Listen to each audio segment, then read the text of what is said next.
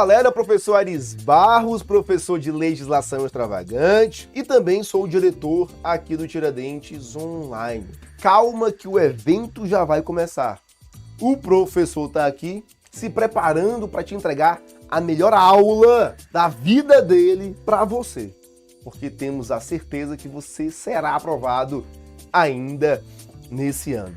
Quero te lembrar que todo o nosso site está com valor promocional. Alguns cursos com 40% de desconto, outros com 50%, outros com 60%, 65% e muito mais. Tem alguém aqui, com certeza, da nossa equipe, do nosso time comercial, que vai te atender. Pode confiar nessa pessoa, pode dar crédito a essa pessoa, que com certeza ela vai te prestar o melhor atendimento. E ela tem um cupom de desconto diferenciado para você. Você vai colocar você pode ir no nosso site, aplicar o cupom, que com certeza você terá um desconto além daquele previsto. Participe também dos nossos grupos de WhatsApp. O comercial coloca sempre ali o link para você participar dos grupos, pois lá colocamos para você materiais gratuitos, muito conteúdo gratuito, bem como informações e notícias de concurso público. Um forte abraço em todos, tamo junto e vamos juntos buscar essa tão sonhada vaga no serviço público. Abraço!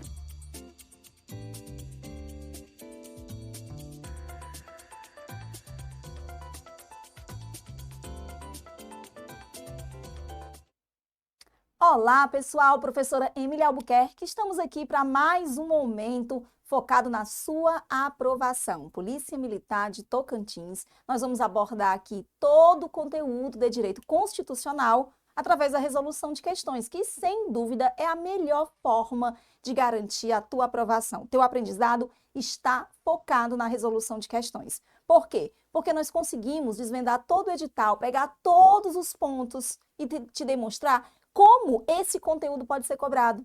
Afinal, a banca trabalha de diversas formas, ora cobrando letra de lei, ora cobrando jurisprudência, doutrina, então nada melhor do que compreendê-la. Então vem comigo que a nossa aula aqui é totalmente voltada para a sua revisão. Ah, mas ainda estou vendo conteúdo, pois nós vamos ver letra de lei, vou colocar para vocês os principais artigos. O objetivo é finalizar aqui a nossa live com o direito constitucional todo estudado. Então, vem comigo para as questões que eu selecionei especialmente para essa aula. Olha só, primeira questão. João, servidor público, preencheu todos os requisitos exigidos para o recebimento de um determinado benefício pecuniário, mas decidiu que iria requerê-lo somente na semana seguinte. Ocorre que no dia anterior àquele em que apresentaria o requerimento, foi editada a Lei XX, que acabou extinguindo o benefício. À luz da sistemática constitucional, a edição da Lei XX. Veja bem, observa esta questão. É uma questão bem interessante, super bem elaborada. Toma como fundamento o artigo 5º, um dos institutos protegidos constitucionalmente. A Constituição garante a segurança jurídica, que é o princípio da legalidade. Imagina só, aquilo que já foi garantido, que já é teu, não te pode ser tomado, é o direito adquirido. Assim como também um ato praticado respeitando os ditames legais. Sujeito competente, objeto lícito, é o ato jurídico perfeito, também não pode ser anulado. E a decisão final, sobre a qual não cabem recursos, a coisa julgada, deve ser respeitada. Então, em prol do respeito à segurança jurídica, os institutos do ato jurídico perfeito, da coisa julgada e do direito adquirido não podem ser violados. E essa questão aborda justamente um desses três institutos. O João, ele já cumpriu os requisitos para obter um benefício. Só que ele deixou para o dia seguinte. Nesse meio tempo, surgiu uma lei modificando os requisitos. E aí, João pode fazer o requerimento dele? Claro que pode. Ah, professora, mas a lei mudou. Porém, João já tinha atingido os requisitos exigidos por lei. Essa é a observação. É exatamente isso que a banca quer que você entenda. O João já tinha o chamado direito adquirido, porque ele já tinha atingido os critérios exigidos por lei para a obtenção do benefício. Instituto protegido por lei, instituto que não pode ser violado por nenhuma norma. Então, à luz da sistemática constitucional, a edição da lei impede que João receba o benefício? Não impede que João receba o benefício, porque ele possui o direito adquirido.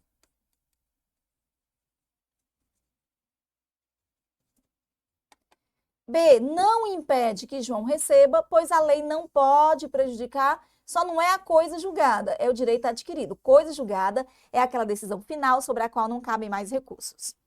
C, não impede que João receba o benefício, pois a lei não pode prejudicar, só não é o direito adquirido. Aliás, é esse mesmo, o direito adquirido, é isso mesmo. Não impede que João receba o benefício, pois a lei não pode prejudicar o direito adquirido. Totalmente protegido. O que eu já incorporei ao meu patrimônio é meu e ninguém me toma. Fundamento no artigo 5º. D, não impede que João receba, pois a lei não pode prejudicar o ato jurídico perfeito. O ato jurídico perfeito é aquele ato que foi praticado por sujeito competente ao objeto lícito. É outra coisa.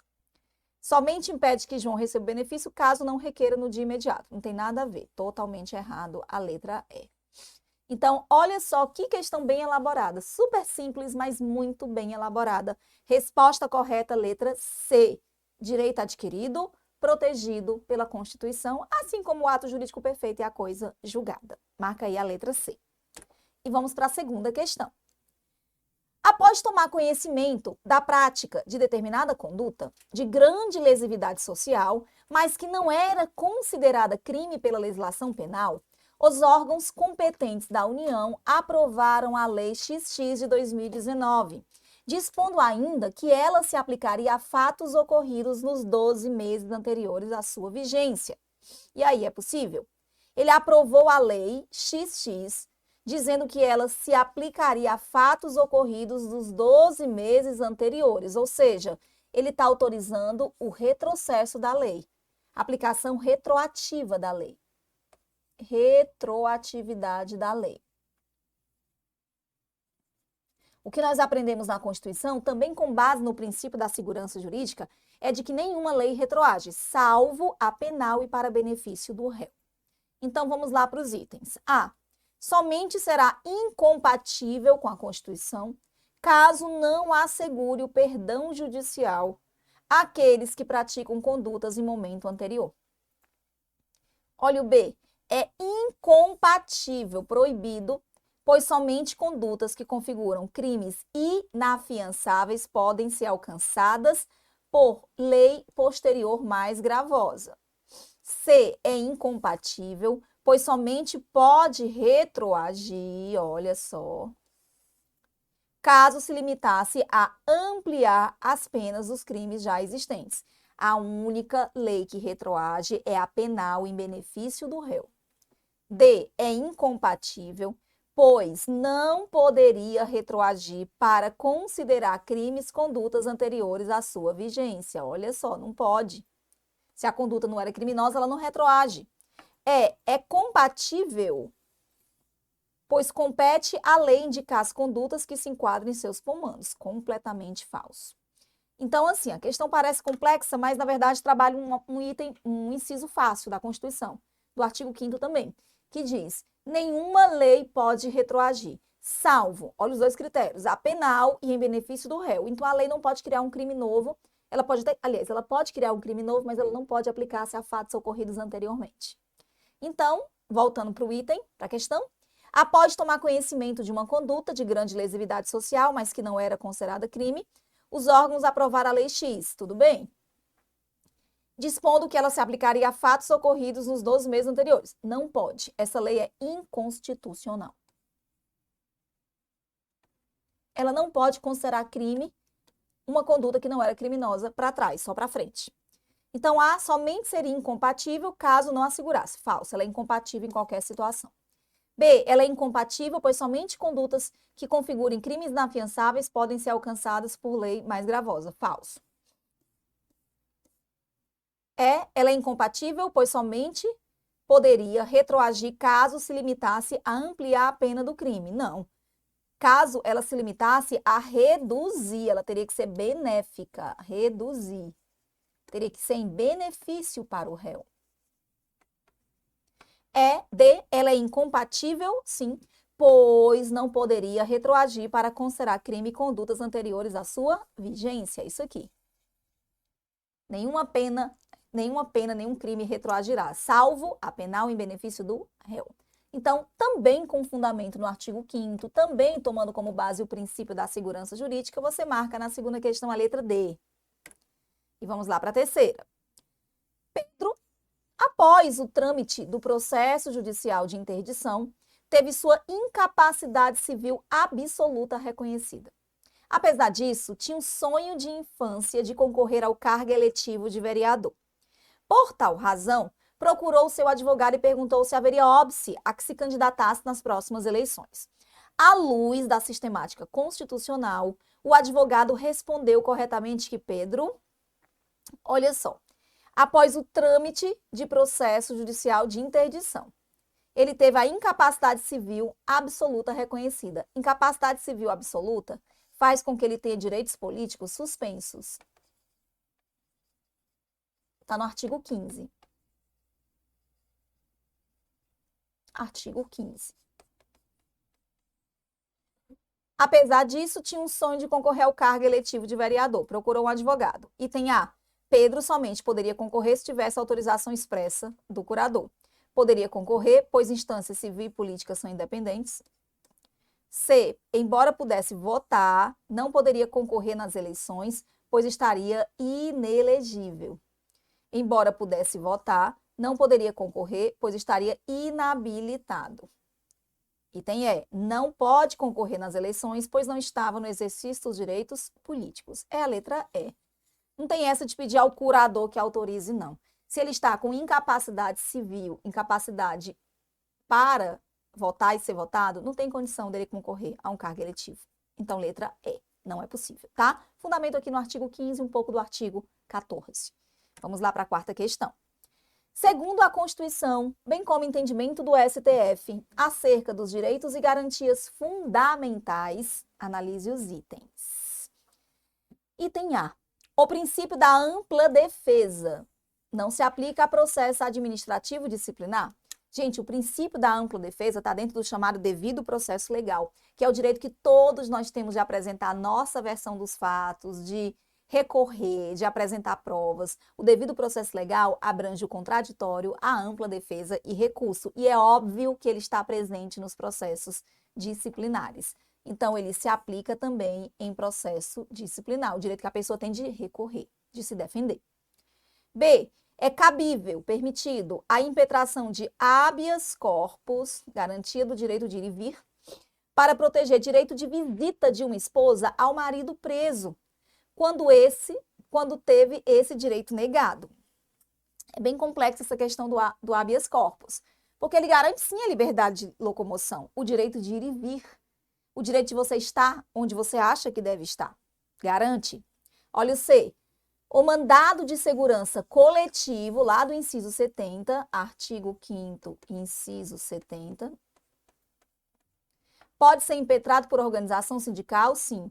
Entidade de classe, sim, ou associação legalmente constituída e em funcionamento há pelo menos um ano, em defesa do interesse dos seus membros ou dos seus associados. O mandado de segurança coletivo, ele não pode ser impetrado por qualquer um. Existem os chamados legitimados, previstos no inciso 70 do artigo 5º. Essa exigência de um ano é para evitar, por exemplo, que a associação seja criada com o único intuito de impetrar um mandado de segurança coletivo. Então, ele deixa bem claro que quando se tratar de uma entidade de classe, ela tem que estar em pleno funcionamento, olha só, desculpa, associação. Quando se tratar de uma associação, ela tem que ser legalmente constituída e em funcionamento há pelo menos um ano, em defesa dos interesses dos seus membros ou dos seus associados. Então, corretíssimo. Organização sindical, que é o sindicato de categoria, entidade de classe ou associação. Perfeito, é o inciso 70. Olha o D. Conceder-se habeas data, que garante a liberdade de informação, sempre que a falta de norma regulamentadora torne inviável o exercício de direitos e liberdades constitucionais. Aqui não é habeas data, aqui é mandado de injunção. A ausência de norma que regulamente um direito fundamental não é habeas data, é mandado de injunção. A habeas data é para obter informação. O habeas data, ele serve também para retificar, corrigir documentos. Então, não tem nenhuma finalidade focada na ausência de lei. A ausência de lei faz com que haja a possibilidade da abertura de um remédio chamado mandado de injunção, que é outro objetivo, tá? Embora também seja um remédio constitucional, embora também esteja previsto no artigo 5º. Então, o habeas data, ele tem dupla finalidade, enquanto que o mandado de injunção visa apenas uma norma, aquela situação da norma de eficácia limitada, que você necessita de uma norma e você está sem seu direito protegido justamente por conta dessa carência legislativa, é a omissão legislativa. E o item é o Ministério Público legitimado para propor ação popular? Não. A ação popular realmente visa anular o ato lesivo ao patrimônio público, à moralidade, ao meio ambiente, mas a ação popular tem como legitimado o cidadão, detentor de direitos políticos ativos, aquele que tem capacidade pelo menos de votar. O Ministério Público, ele tem titularidade para uma ação parecida com a ação popular, mas que nem está no artigo 5º, que é a ação civil pública. É ação civil pública, tá? Então, finalizando aqui, quarta questão, marcamos a letra C. A única que gerou talvez uma dificuldade, o B. As demais são letras de lei. É cabível o habeas corpus para proteger direito de visita de uma esposa ao marido preso? Sabemos que o habeas corpus garante a liberdade de ir e vir, mas já tem vários entendimentos no sentido de que não cabe habeas corpus para obter autorização de visita. Talvez esse tenha sido o grande item aqui que exige o entendimento do STF. Existe uma ementa do STF de 2015, mais ou menos de 2015, que aborda esse impedimento, tá? Ele não constitui meio idôneo para se discutir a legalidade da proibição de a companheira visitar o paciente preso, que no caso o marido, por inexistência de efetiva restrição ao seu status de liberdade. Então, isso aqui foi julgado, é um habeas corpus, vou até colocar aqui o número para vocês, é o habeas corpus 127.685, julgado pelo ministro Dias Toffoli, salvo engano, no ano de 2015, tá? Uma decisão do Toffoli. Então, quarta questão, marca aí a letra C, vamos lá para a quinta. Segundo o que dispõe a Constituição Federal acerca da segurança pública, artigo 144, segurança pública, dever do Estado, direito e responsabilidade de todos. Item A. Os municípios poderão, caso queiram, constituir suas guardas municipais destinadas à polícia ostensiva e preservação da ordem? Não. A guarda municipal está prevista no parágrafo 8º do artigo 5º, do 144, desculpem. E o objetivo da guarda municipal, primeiro, que ela é facultativa, não é obrigatória. Os municípios poderão constituí-la em defesa de quê? A guarda municipal está ali para garantir a proteção patrimonial, em defesa de seus bens, serviços e instalações. Nada de polícia ostensiva. B, as polícias civis, que são dirigidas por delegados de carreira, perfeito, incumbe, ressalvada a competência da União, as funções de polícia judiciária e apuração de infrações penais, salvo militares, nada de inclusive, salvo militares. C, a PRF, Polícia Rodoviária Federal, órgão permanente, todos os 144, inclusive a PFF, são permanentes, organizado e mantido pela União, estruturado em carreira, todos são, destina-se na forma da lei ao patrulhamento ostensivo de rodovias. Se fosse ferrovia, era PFF. Só o finalzinho incorreto, cuidado. D, as polícias militares e os corpos de bombeiros militares, como força auxiliar e reserva do Exército, subordinam-se juntamente com a civil aos prefeitos? Não, ao governador. São órgãos estaduais. Por sinal, município nem mesmo órgão permanente de segurança tem. Ele tem a Guarda Municipal, que hoje, segundo o Supremo, tem sim atuação policial, colabora com a polícia, mas não é um órgão permanente de segurança pública. É a Polícia Federal, instituída por lei como órgão permanente, organizado e mantido pela União, estruturado em carreira, incumbe exercer funções de polícia marítima, aeroportuária e fronteira, certíssimo. Além de outras atribuições que são incumbidas à PF do artigo 144. Pode marcar aí, quinta questão, letra E. Sexta, é de fundamental importância o conhecimento por parte dos agentes do Estado dos direitos e garantias fundamentais. Sobre eles, vamos lá marcar o correto. Letra A. É inviolável o sigilo de correspondência e das comunicações telefônicas, correto? É a inviolabilidade de comunicações. Salvo por ordem de autoridade judicial. Fica uma dica para todas as suas provas. A ordem é sempre do juiz. Não marca a ordem policial, não, porque a ordem é sempre do juiz. B. Todos podem reunir-se, sim, direito de reunião pacífica, sem armas, locais abertos, desde que obtenham prévia autorização. Não exige autorização, é apenas aviso prévio, nada de autorização também está incorreto. C. É plena a liberdade de associação. Perfeito. Não podendo o Estado negar o registro de associações civis em decorrência do objeto social. Pode sim. Por quê? Porque é vedado a associação com caráter paramilitar. Se ela for paramilitar, ela não vai ter registro autorizado. D. Ninguém será obrigado a fazer ou deixar de fazer alguma coisa, senão em virtude de ordem expressa de autoridade, em virtude de lei, princípio da legalidade. Só a lei é que pode te garantir o exercício ou não de um direito. Não é permitido a ninguém ingressar na casa alheia sem o consentimento do morador, salvo em decorrência de ordem judicial ou flagrante desastre ou socorro. Certíssimo, é o E. Lembrando que por ordem judicial, somente durante o dia. Nos demais, dia e noite. Sexta questão, letra E, com fundamento no artigo 5º, inciso 11. E vamos lá para a sétima. Sobre direitos políticos, é correto afirmar. Direito político é o direito que nós temos de participar da tomada de decisões do país. Letra A. O alistamento eleitoral e o voto são obrigatórios para maiores de 16 anos. Falso, 18. Na verdade, eu não posso nem dizer que o voto é obrigatório, porque existem as hipóteses de facultatividade que devem ser respeitadas. Facultatividade do voto. Para quem é? Para o analfabeto, maior de 70 anos, e aquele que está entre 16 e 18. B, a idade mínima para elegibilidade ao cargo de governador é de 30 anos. Idade mínima para governador, 30 anos, certíssimo. Condições de elegibilidade. C, os analfabetos são inalistáveis? Tá falso, eles são inelegíveis. Eles podem votar, eles têm a facultatividade do voto. Eles são inelegíveis, não podem ser votados. D, podem alistar-se como eleitores os estrangeiros? Não. Falso. Estrangeiro é inelegível, não pode se alistar. E o conjunto dos inalistáveis é igual ao conjunto dos inelegíveis? Não. Olha como tem uma diferença, o item correto é o B. O fundamento dessa questão é o artigo 14.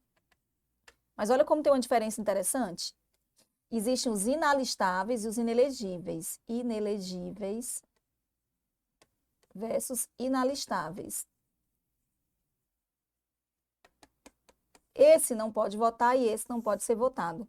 Não são as mesmas pessoas. Os inalistáveis são os conscritos e os estrangeiros.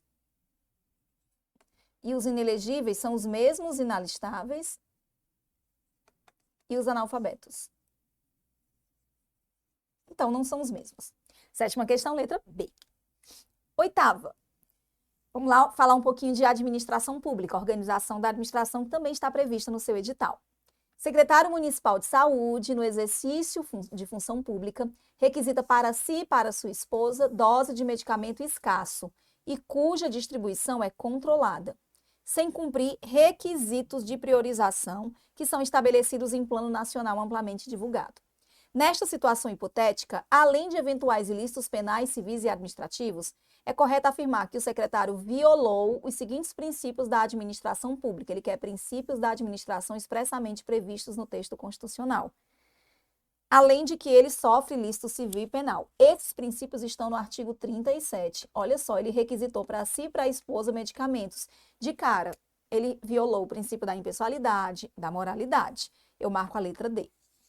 Por que não é legalidade? Porque, na verdade, a lei garante que qualquer pessoa cumprir na ordem teria direito à medicação. A publicidade é ampla divulgação. Efetividade, instrumento convocatório seria licitação, princípios da licitação. Aqui seria moralidade, que é uma conduta proba, correta, e impessoalidade, que é não colocar interesses particulares naquela decisão. Então, imagina a população toda sabendo que quem teve prioridade para receber medicamento foi justamente o secretário e sua esposa. Isso viola a imagem e, ao mesmo tempo, a impessoalidade. Oitava questão, letra D, com fundamento no artigo 37 caput da Constituição. Nona. Maria, policial militar, constatou que parte do telhado de uma casa localizada em comunidade carente, em razão de fortes chuvas ocorridas na região, tinha desabado. Apesar do desabamento, o muro e o portão ao redor da casa, bem como suas paredes, permaneciam rígidos. À luz da narrativa, caso Maria identifique a existência de pessoa ferida e não estando outra para ajudá-la, o que ela pode fazer? Mais uma vez, artigo 5º, inciso 11, direito à inviolabilidade da casa. A casa é asilo inviolável do indivíduo, ninguém nela pode ingressar, salvo por ordem judicial durante o dia e em situações emergenciais a qualquer hora do dia ou da noite. Flagrante, desastre, socorro. É o caso aqui da Maria. Tem que prestar socorro, ela pode entrar mesmo sem ordem judicial e sem autorização do morador. Letra A, deve aguardar a chegada de outro? Não. B, deve comparecer perante o juiz e solicitar autorização? Não, porque é emergencial. C, pode apenas isolar a área? Não, não é apenas isso, ela pode entrar e prestar o socorro. D, deve se comunicar com a pessoa e somente se ela autorizar? Falso. É o E. Ela pode ingressar no local, mesmo sem autorização do morador ou ordem judicial para prestar socorro à pessoa ferida, porque essa hipótese está justamente prevista no artigo 5º, inciso 11, é uma das exceções à inviolabilidade da casa. Nona questão é. 10ª. Com o objetivo de estimular a abertura de igrejas, o que, ao ver dos idealizadores do projeto, contribuiria para aumentar o bem-estar da população, o Estado Alfa editou a Lei XX. De acordo com esse diploma normativo, as igrejas que preenchessem os requisitos exigidos teriam subvencionado 50% de suas despesas regulares. Olha só, o Estado acha que quanto mais igreja, mais felizes serão as pessoas, então ele vai subsidiar.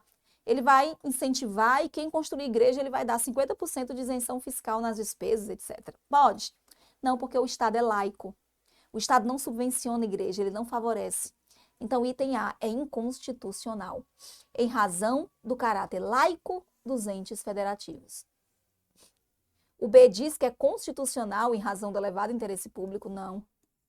C, constitucional, pois é dever do Estado prestigiar a crença. D, é inconstitucional. Perfeito. Salvo se for assegurado que a subvenção alcance a todas. Não, porque tem aquele que não é de nenhuma crença. O Estado é laico. Estado laico não favorece nenhuma igreja, mas também não prejudica, gente. Ele não favorece, ele não subsidia, ele não prejudica. Ele deixa a igreja livre.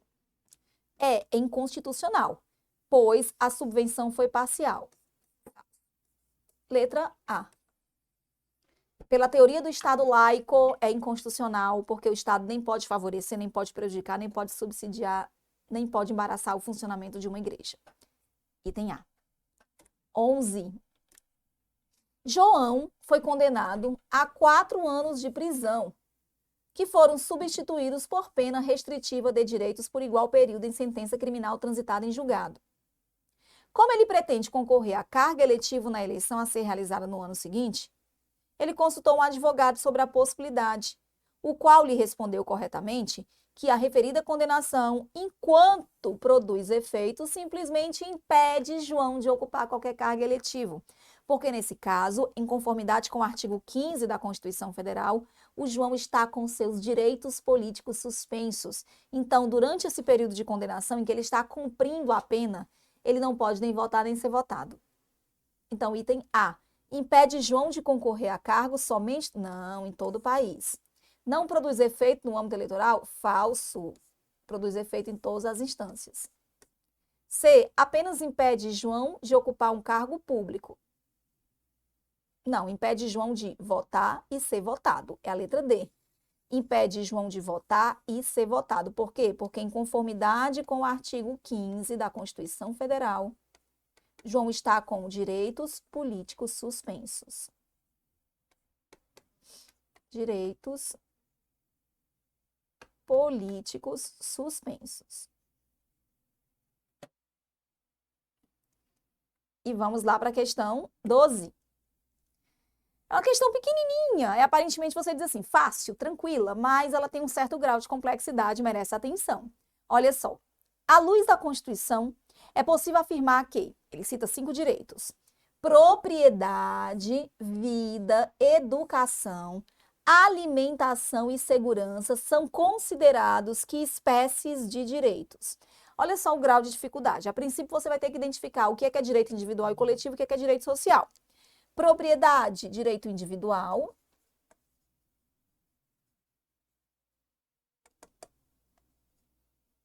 A vida também é direito individual. Já a educação é direito social, que é dever do Estado garantir a todos. A alimentação é direito social e a segurança também é direito social. Começa por aí. Aí ele diz aqui, item A, todos eles são direitos sociais? Não, porque nós vimos que tem 2 individuais. Olha o item C, todos são individuais? Não, porque tem 3 que são sociais. Então, aqui de cara, você elimina o item A e C, tranquilo. O problema são as demais características, porque quando você estuda os direitos fundamentais e suas características, vocês aprendem que, em regra, eles são não absolutos, indisponíveis, não econômicos, eles são inalienáveis, imprescritíveis, vera-se o retrocesso, eles são inexauríveis, inesgotáveis, cumulativos. Aí dá a impressão de que os 3 estão corretos. Acontece que, dentre os exemplos que a banca colocou para vocês, tem um que é exceção, que é justamente o direito à propriedade. O direito à propriedade, ele é econômico. O direito à propriedade, ele é alienável. Então, por esse motivo, olha só o gabarito da questão 12, que parecia tão simples. Eles são não absolutos, porque todos eles comportam exceções. Se eu não tivesse a propriedade aqui como exemplo, a questão era nula, porque ela teria 3 respostas. Seria não absoluto, indisponível e não econômico, porque realmente o direito à vida é indisponível e não econômico. Assim como o direito à alimentação e à segurança. Mas o mesmo eu não posso dizer em relação à propriedade, porque propriedade pode ser vendida, eu posso aliená-la, eu posso livremente dispor e ela tem valor de mercado. Então, questão totalmente doutrinária, questão 12, letra B, fundamento doutrinário. Aqui são as características dos direitos fundamentais, que vai desde os direitos individuais e coletivos do artigo 5º até os direitos políticos dos artigos 14 ao 17. 13. Com base na Constituição Federal, assinale abaixo o único órgão que integra a segurança pública. Voltando lá para o aspecto de segurança pública, marque aqui o único que de fato pertence à segurança pública.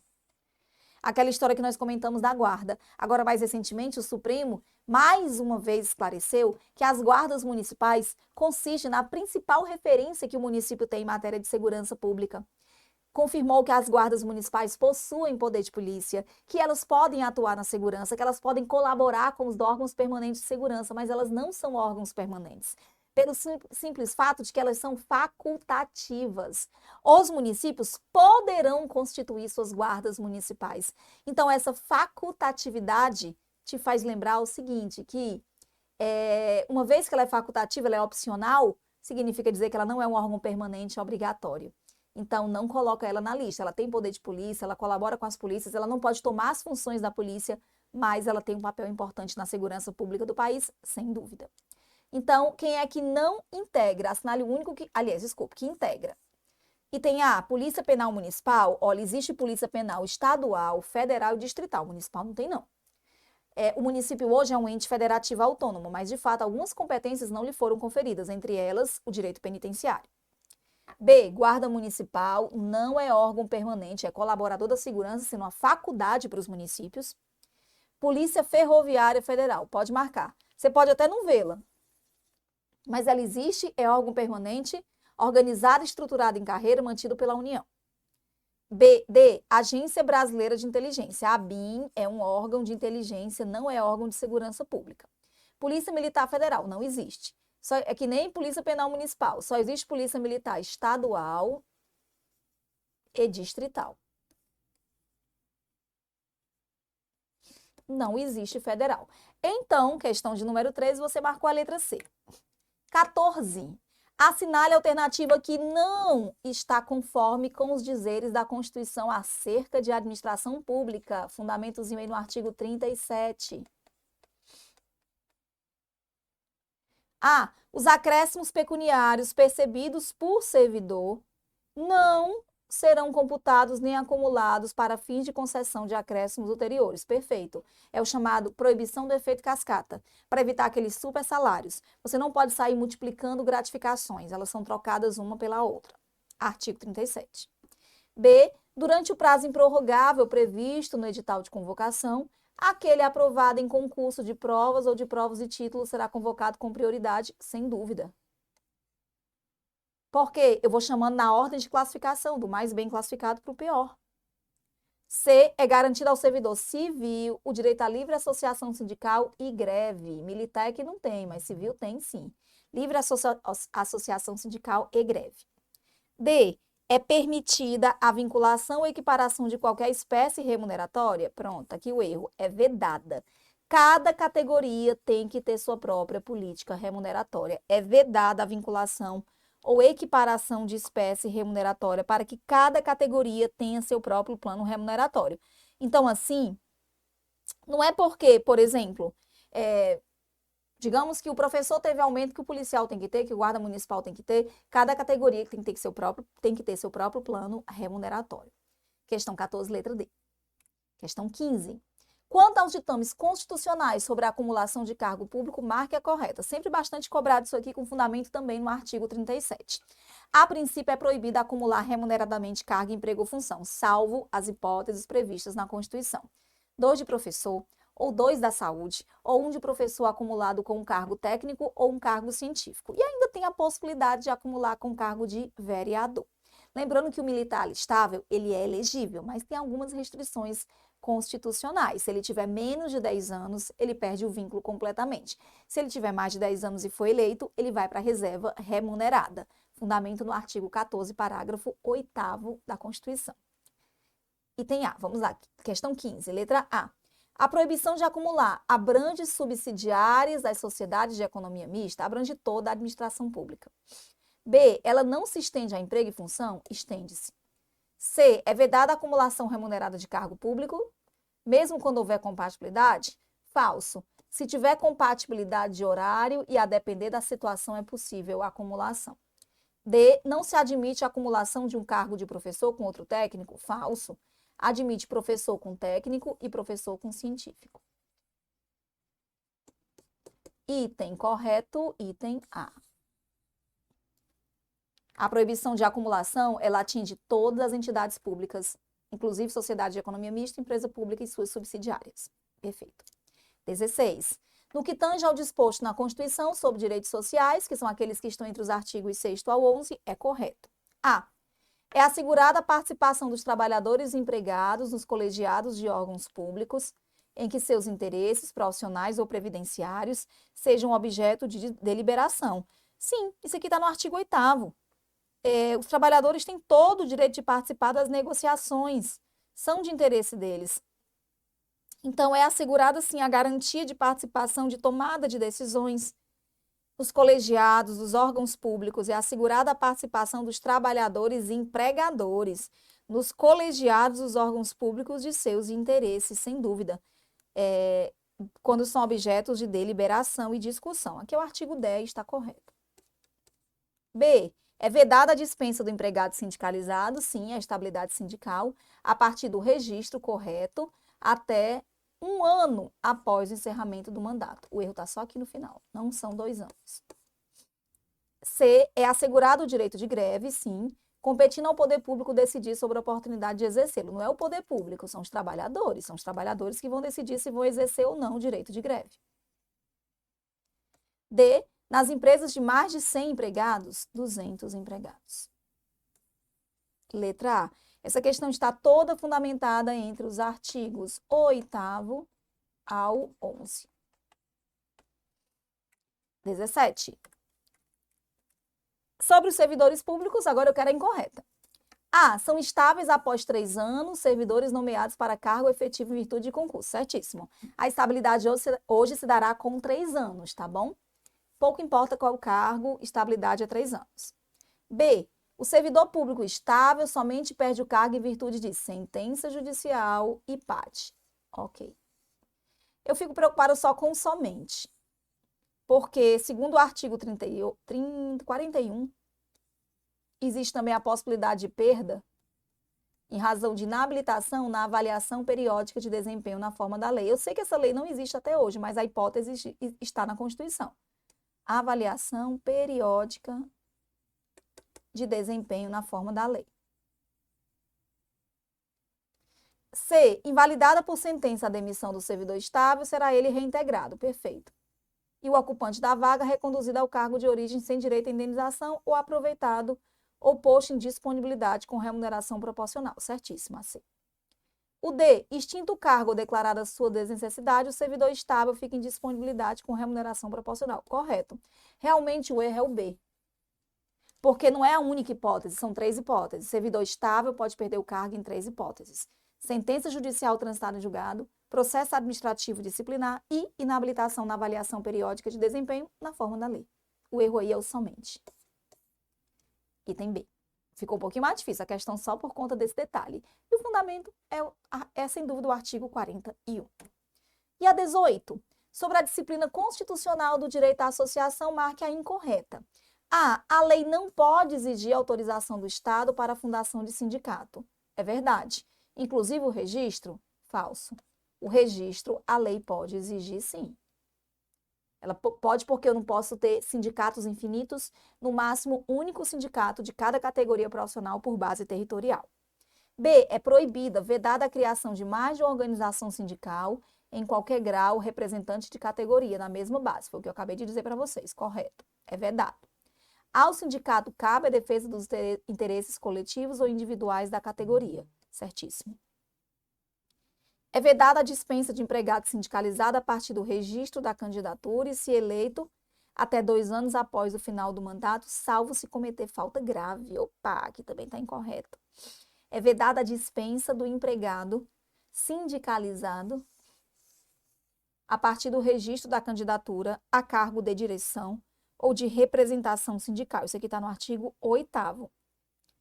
E se eleito até 2 anos, não é 2 anos. E se eleito até 2 anos após o final do mandato, salvo se cometer falta grave. Ele diz, se eleito até 1 ano.